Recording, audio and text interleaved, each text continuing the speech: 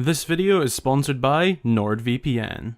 It amazes me so damn much that The Legend of Zelda Breath of the Wild is over 3 years old, and that fans such as myself and all of you guys are still able to discover new secrets, mysteries, and out-of-place things across the grand landscape of Hyrule. Sometimes something will be completely unknown, and other times it will be known by many fans but never highlighted in a creator's video for everyone else to see. I aim to share my discoveries in secrets, mysteries, and references, along with highlight yours too. Today on Secrets of Hyrule, we are returning to Breath of the Wild for what is now my 5th edition on the game. Honestly, I never thought I'd get past 2 videos, but somehow alongside your guys' suggestions, I keep managing to make more of these. So without further ado, be sure to go and grab yourself a succulent snack or drink and send them in on social media to get featured right here. And let's take a look at 5 secrets and mysteries in Breath of the Wild. The standstill ruins of Hyrule in the modern day are a sight to see. The remains of settlements from 100 years ago lay destroyed, flooded, burnt, and unrecognisable. The state the kingdom was left in is, whilst beautiful, hides a million dark undertones of its past. And one of the things this creates is mysteries, either from lack of answers on a certain subject, or because the original subject material was destroyed during the calamity. Out of some of the game's greatest mysteries, such as the soul demon of Eternal Village, the gravestone of a lost mother within Kakariko, and who exactly is Kilton, my favourite mystery is actually the mystery of the cursed statue. If you travel between West Necluda and Eternal Village and take the Valley Passage, you may come across this small turn-off into a dead end. It is filled with small statues similar to the goddess statues, but depicting someone or something else. Some are fully immersed and others are half buried beneath the ground, but what exactly are these?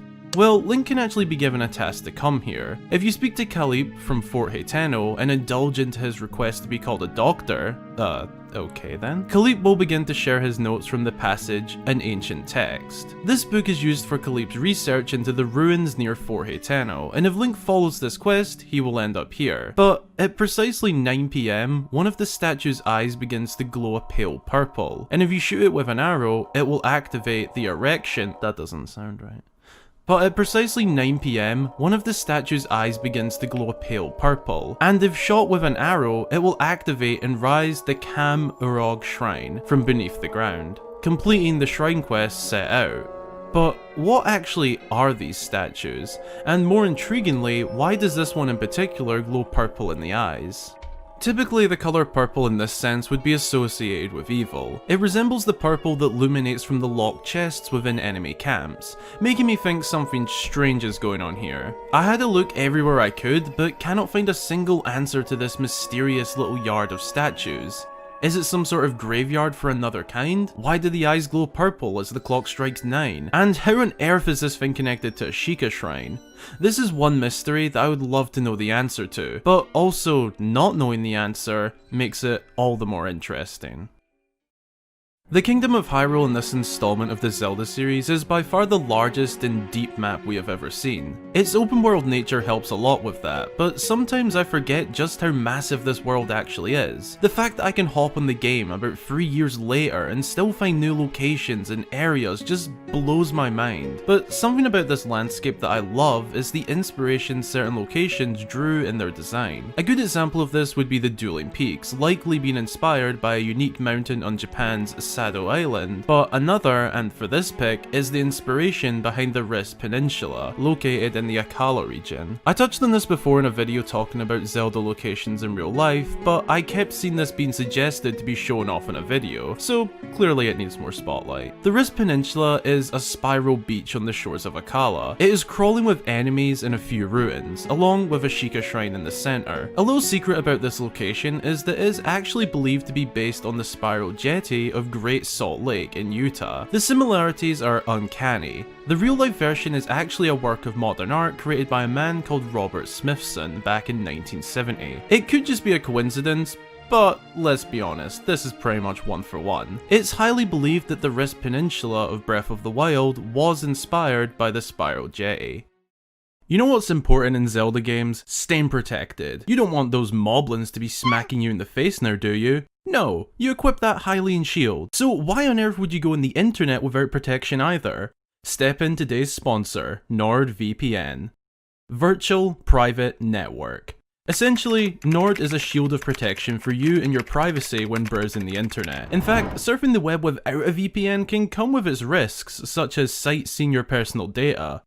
What Nord does is give you a virtual location. That's right, for example, I'm up here in Scotland and I love it, but with the click of a button, I can virtually be in Germany. This VPN service provides you a secure, encrypted tunnel for online traffic. Nobody can see through this or get their hands on your internet data. This not only protects me from the danger of the web by not revealing my true location of Scotland, but also comes with some benefits such as being able to see the latest region-exclusive movies, Netflix shows, and so on. What's that? Why yes, it does work with Windows, Mac, iOS, and Android. It really is a pain when a new Netflix movie comes out, but it's only available in Australia or Canada. But with Nord on your side, you can virtually change your location to one of their over 5,000 servers across 59 different countries. The kind folks over at NordVPN are currently offering you a special offer. If you follow my link on screen and below in the description and use code Hyrule at checkout, you can grab yourself NordVPN and support the channel at the same time. Also, for Black Friday, every purchase of a 2-year plan will get you an additional 4 months for free, so be sure to get on that. NordVPN is an award-winning service and even has 24/7 support for any trouble you may have. I've been trying out the service a little recently and I can see why they have won awards such as the best overall VPN service and best customer service for a VPN. Again, be sure to check them out to keep yourself safe on the internet through my link below and use the code Hyrule at checkout. If you keep up to date with my videos, which let's be honest, you should be, or even just the Secrets of Hyrule series in general, you might remember me saying in the last episode, whilst discussing some Spiritual Stone and Ocarina of Time symbol references, that I couldn't find the Kokiri Emerald referenced anywhere, and that if you guys see it, be sure to let me know and I'll get it featured in the next episode. Boy, do I feel stupid. I'll have on-screen credit of the first comments I saw suggesting it, but it actually turns out there are a few references to the emerald. If you look closely at the Forest Dweller's shield, you can actually see on the metal framework that it is forged into the shape of the Kokiri Emerald. Here's a comparison to show. A neat little nod back to the Kokiri of Ocarina of Time, the original Forest Dwellers of the Lost Woods. Another big thing many of you guys pointed out is the similarity between the infamous Zonai Swirl and Kokiri Emerald. Whilst I can see the similarity, this also applies for a lot of things across the Zelda series. Swirl designs have been huge in Zelda for years, long before the Zonai became a thing, unless it's all one big setup. Nah, it couldn't be. Or could it? Some of my favourite little secrets in Breath of the Wild are the musical ones. Melodies from past games slowed down and integrated into the steady, gentle, broken tunes of the wild. A great example of this would be the hints of Zelda's lullaby in the Hyrule Field theme, the Song of Time being broken into the music by the Temple of Time. They may be smaller references, but ones that pull on those nostalgia strings every time you notice. My favourite of the bunch is actually found within the house theme for Breath of the Wild. The house themes across the entire series are iconic, and for me, heartwarming. They remind me of some of my earliest experiences with The Legend of Zelda, such as playing Ocarina of Time as a child, and if you speed up the theme in Breath of the Wild, you can actually hear that it's just a slowed down and slightly broken up version of the iconic house theme. Here's the original from Breath of the Wild.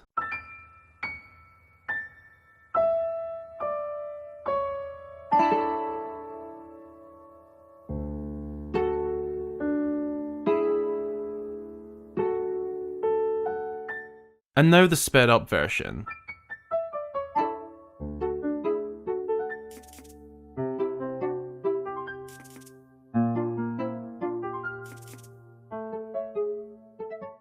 And finally, the version from Ocarina of Time.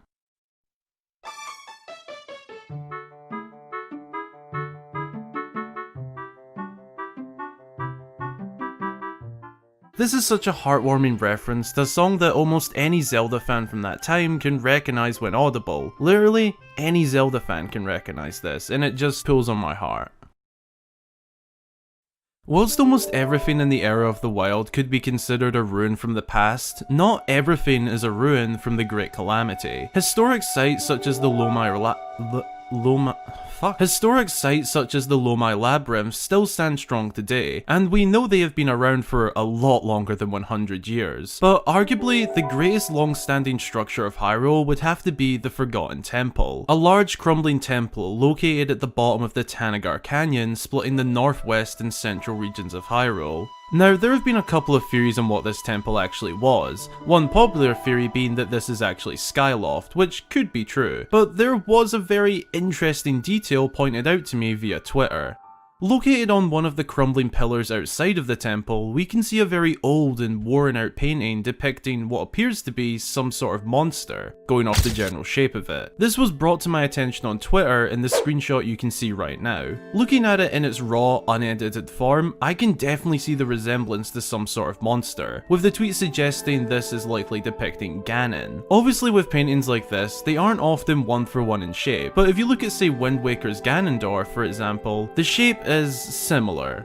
The other big connection I thought about was the cave paintings in the reveal trailer for the Breath of the Wild sequel. The style looks very similar, but obviously the Forgotten Temple design is a lot more worn down due to being exposed to the elements and possibly being around for longer. The colours are also very similar, but that's nothing to connect them too much. This one is certainly a mystery, and something that has been lying in secret down at the Forgotten Temple for who knows how many ages. Could these paintings be some sort of link or suggestion towards the origins of this once mighty temple? We can't say for sure right now, but perhaps someday we will figure out the connection between this monstrous painting and the Forgotten Temple. Thanks a ton for watching. I really hope you enjoyed this episode of Secrets of Hyrule, and if you did, be sure to drop a like to support the channel and consider subscribing for more Zelda content. I know I'd recommend it. What do you think of these secrets? Did you learn something new, or perhaps have some new secrets to share with me and get featured in another video? Leave a comment below and look out for my replies. I look forward to reading them. A huge heartfelt thank you goes out to all of my wonderful supporters across Patreon and YouTube. Your support enables me to work here full time and produce these videos as often as possible, so thank you all so much. And special mention to new supporters, Cows Eat Pie and Lieutenant Link. If you'd like to join them here at the end of all of my videos, grab yourself a shout out upon joining and more, then consider supporting on either Patreon or YouTube. Again, thanks for watching, and until the next time, I've been Hyrule Gamer.